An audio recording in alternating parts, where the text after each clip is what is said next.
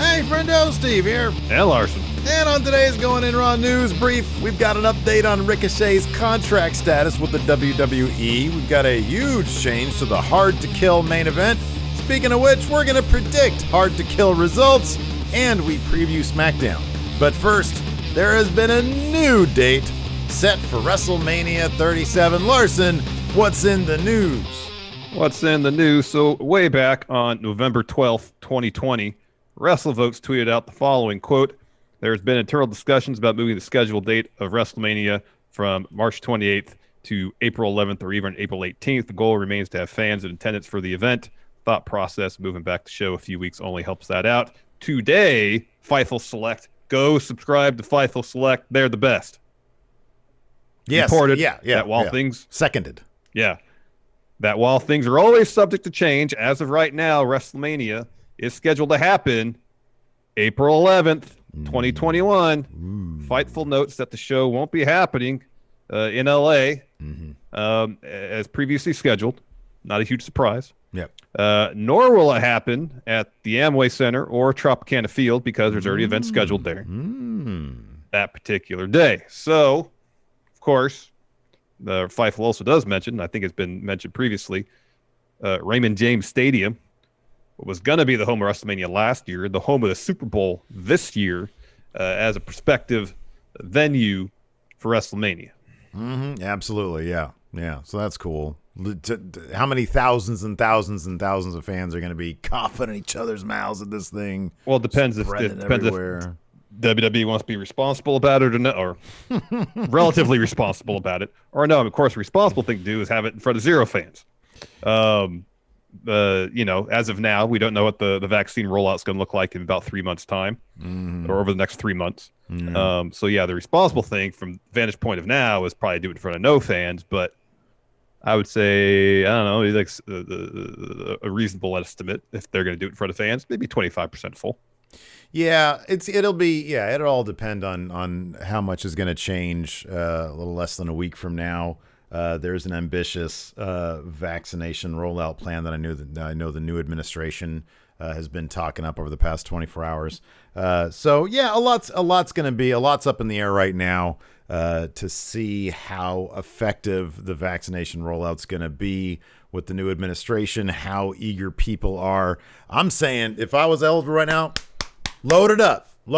Give me all the vaccine. Load it up. But a lot of people out there, for various reasons, might not be so anxious, and that might delay things a little bit. Like you said, if it's right now, the responsible thing is no, but a lot that we don't know between now and April. So yeah, we'll see what happens at that time. Another thing that we're going to see about is whether or not Ricochet is going to be sticking around WWE. It kind of seems like he's going to be for a little while anyways, because just earlier this week, Wrestling Observer's Brian Alvarez suggested that Ricochet had yet to sign a new deal with the WWE. Now, thanks to the Wrestling Observer newsletter, we may know why he hasn't put pen to paper on an extension, because he already did. Dave Meltzer is reporting that Ricochet's contract here expires in the summer of 2024. He signed a 5-year deal when he moved to the main roster. So that's Dave Meltzer. Yeah. Yeah, he's going to be said that in WWE for a long time. You think it's awkward? Seemingly. What if I came to News Brief and I was like, Larson, according to my sources, Ricochet, he hasn't signed an extension. His contract's coming up soon. And you're like, my sources say 2024. I wonder how they reconcile that stuff. I don't know. That's what I thought. I was like, well, that's in the span of 3 days. They sit next to each other, or they on Zoom or whatever. Or on Zoom, yeah. I assume they talk to each other a lot. Who knows? I don't know, man. I'm not a news site. We're not a news site here, people. No, we just report the various things. We report on other people's reportings. Yes, exactly. Speaking of reports, Impact, they reported today there's going to be a massive change to the main event of tomorrow's Hard to Kill pay-per-view. We're doing a watch along with that on our Twitch channel, twitch.tv/Stephen Larson. Did we start with the pre-show? We start at 5 on the main card. All right, 4 o'clock then. 4. Yeah, 4. 4 o'clock Pacific will be starting. 3 of us, Enforcer.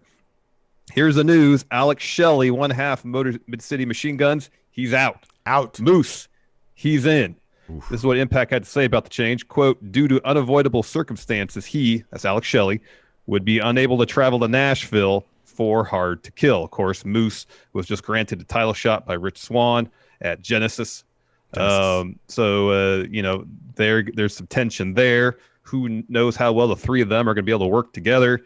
And you got Kenny, the Good Brothers. They're all best friends. They're a cohesive unit. Super elite, yeah. Super elite. You got to think that gives them the advantage. That seemed like a great segue to our Hard to Kill predictions. Now, Steve, I don't know if you saw it. I posted a video on our Instagram today. Oh, dude, Steven I'm on Larson our Instagram all the time, at Steven Larson on the Instagram. I'm there all the time. So, yeah, I totally saw it. I was taking a crap, and I saw your face. I was like, that's appropriate, and because you're a piece of crap. And I saw your challenge. Why don't you go ahead and lay it out for the people who, for whatever reason, aren't on our Instagram? Yeah, again, at Steven Larson, if you want to hop on our Instagram and see all this great content we're putting up there on a regular basis. So essentially what it was is I wanted Steve to put up his Impact title for these Impact predictions because I want all the gold. I have 3 belts back there. I have the Going in Raw Cup. I got another belt on the way from winning a fantasy football league. I want all the belts. I want all the belts. You want this. Yeah. I want that. I'm not scared of you. I want that. So I'm like, I'm not putting up big gold. I want that belt. And Steve's like, no, I want big gold because he's afraid to lose like one of the only belts he has left. So this is why I told Steve, I'll put up big gold. You need to put up that Impact title. What is your answer? My answer is yes, with a caveat. With a caveat. You know, man, I know recently I got myself a new car, and as part of that deal, I said, I decline your deal trying to sell me this new car, but if you throw in a tray of chocolate chip cookies, I accept. So I'll put big Impact on the line. You put up big gold, but also loser buys the winner a tray of chocolate chip cookies. That's fine. Yeah, that's fine. I don't even eat cookies, so that's fine. I'm gonna eat all your cookies. Even if you can have, you can have big Impact. I'm gonna eat one of your cookies. Anyways, so yeah. Okay. Well, if I win, you can keep the cookies. You make cookies for yourself. I just want that belt. I'm going to start my own Ultimo Dragon line of titles while I'm doing this. Not. So, anyways. That I don't feel that great about my picks, but let's get to it anyways. Wait, there's more news, though. Aren't we going to announce this one, too? Oh, yeah, sure. So, also, we're going to Enforcer. He's been joining us the last few months on our watch-alongs. And man, it's been really awesome to have the Enforcer on them. He's really been the glue that kept the whole enterprise, keeping the whole enterprise together on these live stream watch-alongs. So we want to get him involved in predictions as well. So we're going to introduce the Going in Raw Trios title. It's in fact a WWE tag team title, but that's the belt that will be defended anytime there's any sort of 3-way predictions competition. Starting with Hard to Kill. I'll get Enforcer's picks. We'll announce them in advance of our watch along tomorrow. So basically, if he ends up winning Hard to Kill, he will be this, and then whoever comes in second will win the Impact title or big gold, depending on what happens. Yes. So yeah, this will be up for grabs between the 3 of us. So this is going to be all brands, all promotions, WWE, New Japan, AEW, and Impact now. Whenever Enforcer's with us, this is going to be on the line. I know, Larson, you're anxious to get your hands on this as well. It's another belt for me to get my hands on, man. All the gold. All right. So I want all the gold. All right, let's get in this. All right. So explain confidence points really quick. All right, confidence points. So the match you're most confident in this case, you give 9 confidence points. There's 9 matches on the card. The match you're least confident in, 1, and so on and so forth until you have a point amount allocated for each match. You get your pick right, you get those points, you add them all up at the end. Whoever has most points wins. Mm-hmm. Yes. Very good. So very good. Pre-show match. I am not confident the most in any professional, of these, by the way. Really? The most professional wrestler, Brian Myers, taking on Josh Alexander. Of course, Josh Alexander, just off the breakup of the North. They had a match on Impact a few weeks back, ended in a DQ because Karate Man got involved. Steve, who do you got? Dude, I'm going to go with this is a pre-show match. I really don't know. They haven't been afraid to job out the most professionalist wrestler. He's kind of a bad guy. I feel like Josh Alexander's probably staying with Impact for a little while. I don't know about Brian Myers. I got Josh Alexander with 3 confidence points. I, too, have Josh Alexander. I have 4 confidence points. Not that I'm 1 more point confident than you are. I just have my 3 allocated to another match. Fair enough. You're allowed to do that. Starting us off with the main card. You are allowed to do that. That's the nature of confidence points. Exactly. We've got, this is for the X Division title, is that right? Correct. Chris Bay versus Rohit Raju versus Manic, who is just TJP, right? Yeah. Yeah. As of now. Yeah, he's under the mask right now. Yeah. So the story, I actually did a little research. Story of this is, so Rohit had the thing where he had the open challenge, but TJP couldn't challenge for the belt at any point after he lost it as TJP. So storyline goes, TJP reassumed the persona of Mannix so he can get a title shot and won it. Chris Bay got the pin on the go home Impact on Tuesday on Suicide. So I kind of feel like that takes him out of play. So it comes down to Rohit and Manic. So I can see a scenario where Rohit tries to unmask Manic, and it's not TJP. There's someone else under there. Oh my God! And it freaks him out because if he unmasked TJP, he'd be like, okay, well you shouldn't even have this belt to begin with. So he had a mask. It's not TJP. Manic rolls him up or something. I got Manic. I got way too many confidence points on it. I got 6. Just because there's even more matches I feel less confident about. I got Manic 6 confidence points. That's great, man. I don't know. I have no idea. I got Rohit Raju with 2 confidence points. It's the Impact. They are never afraid to change titles, and especially with the X Division. And I feel like they really like Rohit Raju. And I feel like they might want to go about resetting the X Division so he can sort of do the same thing again. But I have no clue. I have no idea. I've got 2 confidence points. No idea. No confidence in this whatsoever. Same. Yet I have 6 confidence points, like the 4th most, and yet I have no idea. Well done. Next, we got Rosemary and Crazy Steve taking on Tennille Dashwood and Caleb. Who do you got, Steve? Well, the Go Home episode saw Tennille Dashwood eating a pin, if I'm not mistaken, and so I've got Rosemary. I've got 5 confidence points on Tennille Dashwood and Caleb Conley. That I just feel like that's Go Home math can oftentimes be universal. I feel like in this case it's going to be Dashwood and Caleb Conley, 5 confidence points. I have Dashwood and Caleb 3 confidence points. Yeah, I feel the same way. Next, we have Eric Young, Diener, and the Confused Cowboy taking on Tommy Dreamer, Rhino, and Cousin Jake. This is one of the 3 matches I feel really good about. Cousin Jake will get his win over Diener. It's going to be in a one-on-one bout, however. I got the heels, Young, Diener, Joe Doring going over. 7 confidence points. Wow, we're similar. I've got Young Love going over as well with 8 confidence points. Wow. Clearly they are steering Eric Young into We Book Raw status. He's got 2 big stars under his production company with Diener and Confused Cowboy. They're a couple of studs. Let's see if they like being in the picture business. There you go. Next up, a feud from days past, reinvigorated. Sami Callihan versus Ed Edwards. Last time I think Callihan has been palling around with Shamrock. Correct. He delivered a SmackDown hacker-esque promo. He loves his baseball bat. I don't know who's going to win this, but I'm going all out here for some reason.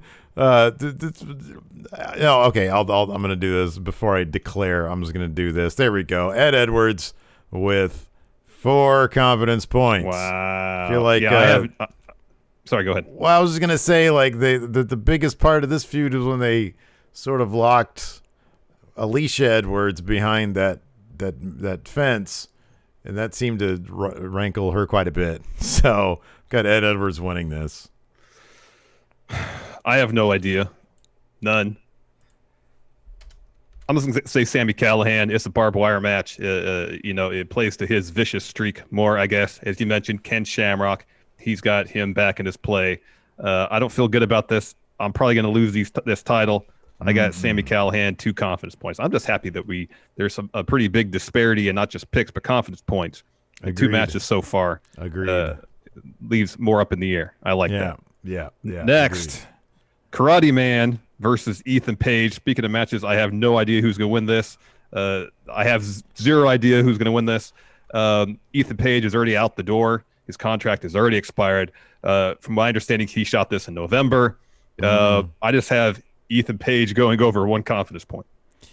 This is going to be a really silly match, obviously. I think I saw like he promoted some, or he sort of tested out some footage of Karate Man giving him a choke slam in front of, like they do in front of a green screen. And he's actually got the lighting down pretty well. It looks pretty good. Yeah. Here's my reasoning for this one. So I've got Karate Man winning with 6 confidence points. And it's simple. Like you said, his contract with Impact Wrestling is up. He needs a way to be written out because otherwise he could just come back to Impact Wrestling in kayfabe. So Karate Man, who's not signed to Impact Wrestling, is going to take down Ethan Page, and that's going to write him out of Impact Wrestling. All right. That makes sense. It actually makes some amount of sense, but who knows? It makes some amount of sense. But I thought maybe so Josh Alexander, when he fought Brian Myers a couple weeks back, Karate Man caused DQ. So maybe Josh Alexander will get involved in this Karate Man Ethan Page match. I don't know how that shakes out, who's going to win or not, but maybe he's got beef with Karate Man and helps Ethan Page beat Karate Man so he can carry on as Ethan Page the next phase of his career. It'd be great if this thing was just an absolute debacle, and then Impact's like, well, whatever, we'll just run it. Yeah, it's like who knows? None of it. It's like none of it makes any sense.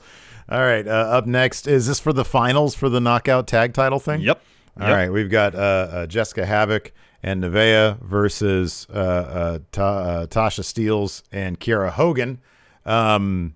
I don't remember what the go-home stuff with this was on. I'm actually just going to root for who I want to win this, and it's Hogan and Steelz because I think they're absolutely terrific. They're a lot of fun. They got a lot of charisma. They work really great as a tag team. So I'm going to go with Hogan and Steelz with 7 confidence points. Wow, that's quite a bit. I got Hogan and Steelz as well with 5.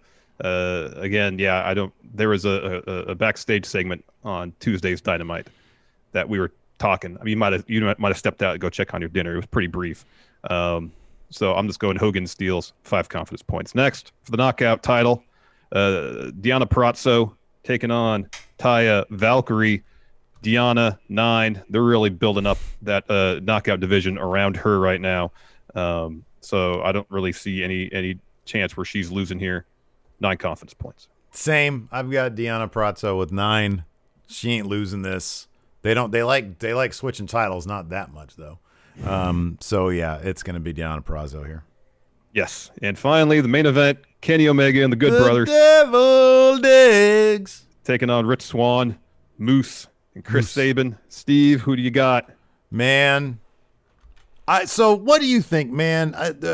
You lose the chemistry, 3 guys who like each other, but then you bring in the powerhouse of Impact Wrestling, Moose, who's got his own fake title of his own. I've got 1 confidence point. Wow.